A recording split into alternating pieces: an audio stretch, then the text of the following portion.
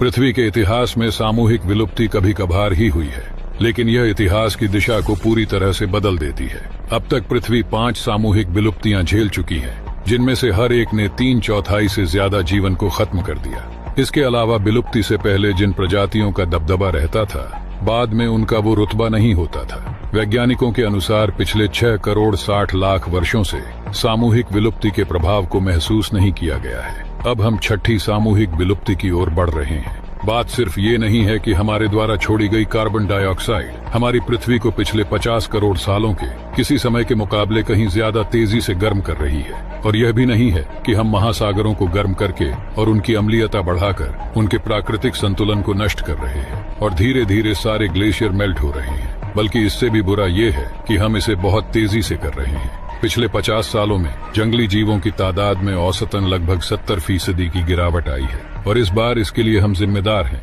इस अंधकार में भविष्य के अनुमान के बावजूद उम्मीद की एक किरण है। जिंदगी की 4 अरब सालों की कहानी में हम पहली प्रजाति है जो समझ सकती है कि हमारी दुनिया के साथ क्या हो रहा है, और हमें ये भी समझ है कि इसे ठीक करने के लिए क्या करना होगा। हमारी बुद्धिमत्ता हमें यहाँ तक लेकर आई है, और सिर्फ यही हमें बचा सकती है। हमारा और पृथ्वी का भविष्य अभी लिखा जाना बाकी है। अब हम जो कदम उठाएंगे उससे जीवन का अगला अध्याय तय होगा।